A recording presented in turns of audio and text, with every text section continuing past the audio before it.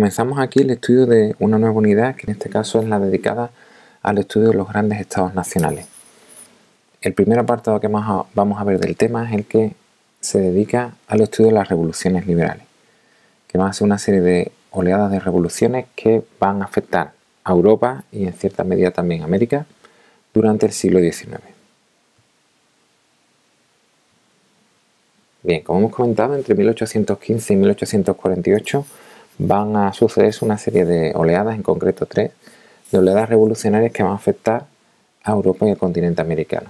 Tradicionalmente se habla de las revoluciones de 1820, que comprenden entre 1820 y 1824, las de 1830, que abarcan desde 1829 a 1834, y las de 1848, que van de 1847 a 1849.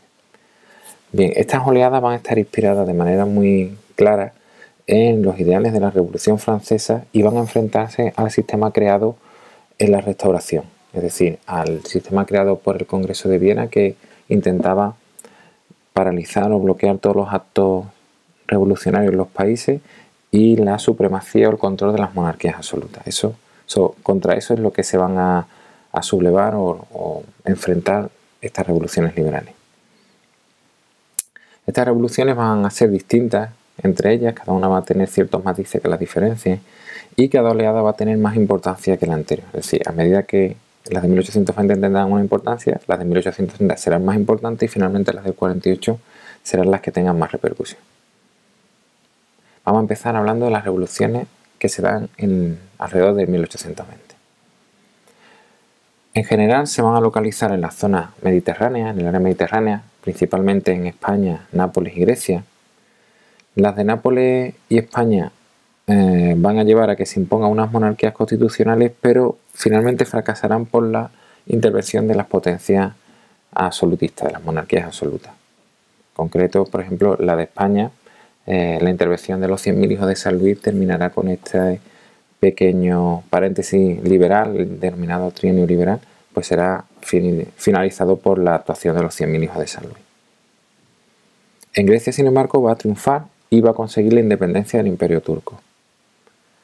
Gracias en principio, el apoyo de Gran Bretaña y de otras potencias, de Rusia, de Austria, también va a tener cierto apoyo porque la debilidad que generaría esto en el Imperio turco va a ser tomada como algo positivo por estas potencias.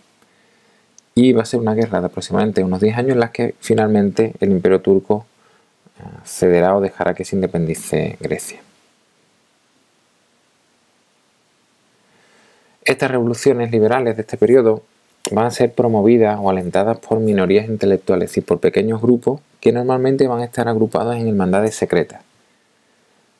Hermandades secretas que tendrán conexiones internacionales, por lo que ya veremos que las revoluciones, en cierto modo, estarán conectadas y pasarán de un país a otro.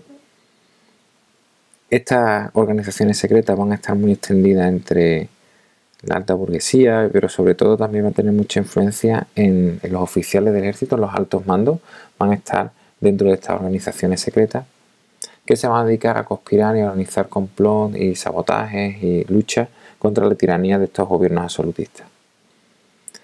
Las organizaciones principales, las organizaciones secretas principales van a ser por un lado los masones, la masonería, y en Italia los carbonarios.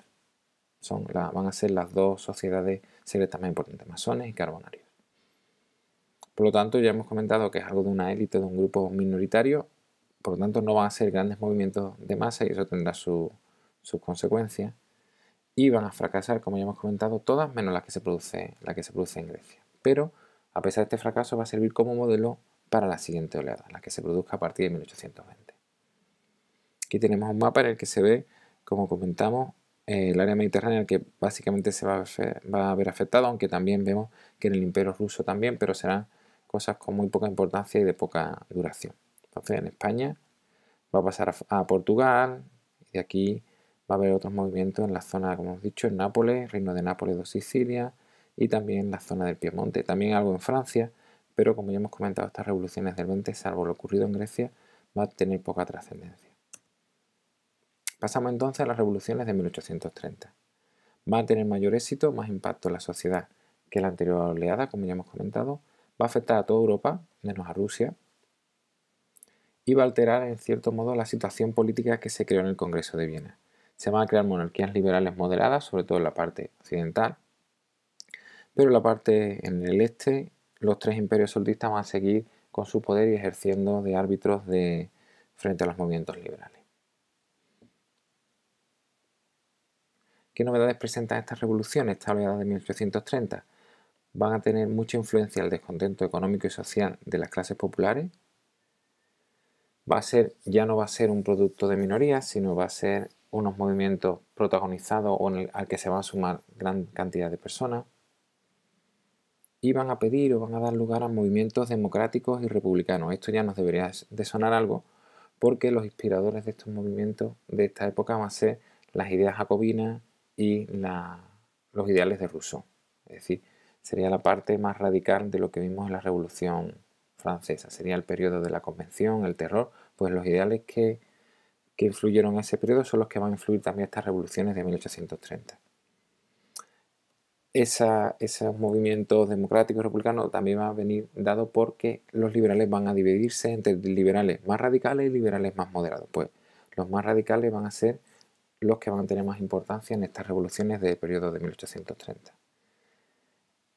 ¿Dónde van a fracasar? Porque finalmente terminarán fracasando en muchos sitios.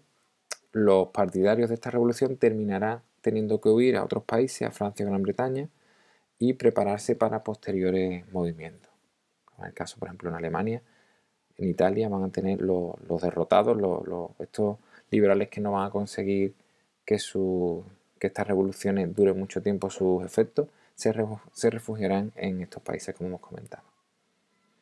Aquí tenemos también un mapa en el que aparece Francia, va a ser el inicio de estas revoluciones, será en Francia, de aquí pasará a Bélgica, zonas de lo que formaba parte de la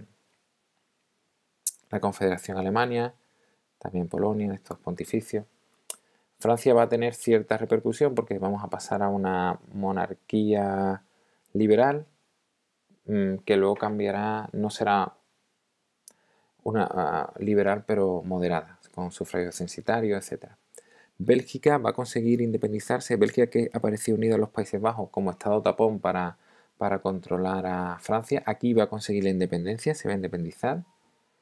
Polonia también va a intentar independizarse de Rusia, pero no lo conseguirá. Y en Italia, los estados pontificios, estas zonas van a tener movimientos revolucionarios, pero van a ser sofocados por la presencia de tropas austriacas. Terminarán con esa sublevación. Lo mismo pasará en la zona de Alemania, Sajonia, Hannover, de estas zonas también serán reprimidos los movimientos revolucionarios. Enmarcado en estos dos periodos habría que hablar de qué ocurre en América. Entonces vamos a hablar de cómo las colonias, principalmente de Portugal y de España, las colonias americanas, van a independizarse y, como decimos, van a coincidir con las revoluciones en general que se van a dar en Europa, pero en concreto con las que se van a dar en España y Portugal, que va a hacer que, intentando solucionar esos problemas internos, no se pueda prestar ayuda militar a América y entonces las colonias van a terminar independizándose. Lo que se van a crear en las colonias va a ser repúblicas moderadas, conservadoras desde el punto de vista social, que van a ser apoyadas por los terratenientes, el comerciante y el ejército, no el pueblo, no. Estos movimientos independentistas van a estar fomentados por las clases más altas, que son las que van a querer independizarse de la metrópoli, de España y de Portugal. Los nuevos estados van a estar apoyados, respaldados, por un lado por Gran Bretaña, ya que esta independencia va a generar que finalice el monopolio comercial, en este caso estamos hablando con España, y eso va a beneficiar económicamente a Gran Bretaña, que va a poder comerciar con estas colonias. Y también Estados Unidos con su filosofía, la doctrina Monroe, de América para los americanos. Es decir, los problemas que ocurren en el continente americano son solo problemas de los americanos. Ninguna potencia europea debe inmiscuirse o debe meterse en esos problemas. La independencia va a producirse entre 1810 y 1824, periodos de crisis. Aquí estarían las tropas francesas y luego periodos en los que el absolutismo, y luego le seguiría la revolución de los años 20. Entonces, periodos en los que España no va a poder mandar tropas o va a poder controlar esos movimientos independentistas o revolucionarios en América. Los núcleos fundamentales a partir de los que se va a generar esa revolución y esa independencia, pues lo vamos a tener en México, en Venezuela y Buenos Aires. A partir de estos núcleos se extenderá la independencia por los distintos territorios del centro y del sur de América. Los ideólogos, los líderes militares van a ser Simón Bolívar y José San Martín. Ambos militares, José San Martín en concreto, un militar formado aquí en España, que luchó en la guerra de independencia contra los franceses. Pues estos dos personajes son los que van a liderar la liberación o la independencia de las colonias. Aquí tenemos un mapa en que podemos ver esos núcleos, el núcleo de México, el núcleo de Venezuela, formarán la Gran Colombia, y también aquí en la zona del sur de Argentina, Chile, que luego, como vemos, las campañas de Bolívar y de San Martín se unirán. San Martín le dejará el mando del ejército a Simón Bolívar. Y básicamente aquí tenemos las fechas en las que irán consiguiendo la independencia de los distintos territorios. Bien, pues hasta aquí dejaríamos la oleada de revolución en 1848 para los siguientes puntos cuando hablemos de los nacionalismos. Entonces dejaríamos este punto cerrado con las dos primeras oleadas revolucionarias. Espero que os haya servido de ayuda el vídeo. Un saludo y gracias por verlo.